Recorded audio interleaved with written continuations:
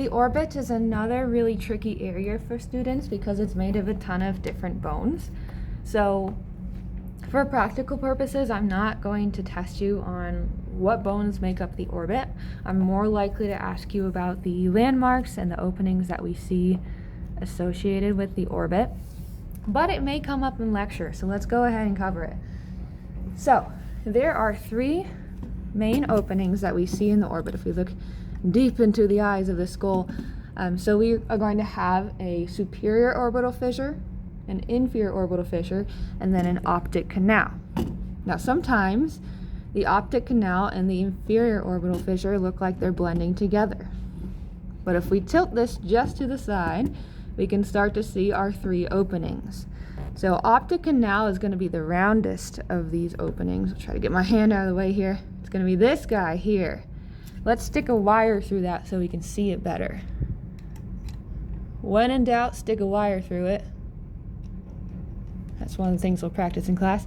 So this is our optic canal, and this is going to allow passage for our optic nerve. Next to it, we have that superior orbital fissure. So that's going to be this guy. If I can get my wire through it. Superior orbital fissure. You can see it's a lot larger. It looks like a gash in the bone. So it's a fissure, not a canal. And then lastly, we have our inferior orbital fissure. So these guys, they look like big gashes in the bone. They're a lot easier to tell apart once you find that optic canal. A couple other things associated with the orbit are going to be our supraorbital foramina and our infraorbital foramina. So supraorbital foramina is going to be part of the frontal bone, and then our infraorbital foramina is part of that maxilla. This is our orbital margin, so this is right where our eyebrows would grow. And then let's talk about what bones make up the orbit. So again, I'm not going to test you on what bones make up the orbit, but it may pop up in lecture. So this supraorbital margin is formed, of course, by that frontal bone. We have the zygomatic bone laterally.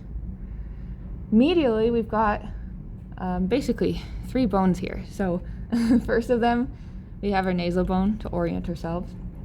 Ethmoid bone is going to be forming just a little portion of our medial orbit here.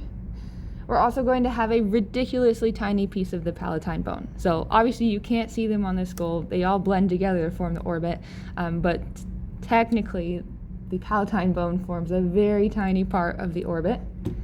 Maxilla is going to form the floor of the orbit, which makes sense because this is our maxilla extending upward and containing that infraorbital margin. And then most of what we see on the posterior wall of the orbit, this is all sphenoid bone. And this will make sense once we flip this over and look at an interior view. Basically, we've got a lot of sphenoid action here forming the posterior wall of that orbit. So let's actually take a look real quick from this interior view to help connect the dots for you. So we found the optic canal from this view. So let's go ahead and take our wire through there, through the optic canal from this perspective. Maybe. And if we follow that to the interior view, we can see where it comes out. So this is all still sphenoid, and we're going to talk about this in the next video. But this, underneath the wing here, is going to be that optic canal. So you can start to see how the back of the orbit connects to the facial bones and the cranial bones that form it from an anterior perspective.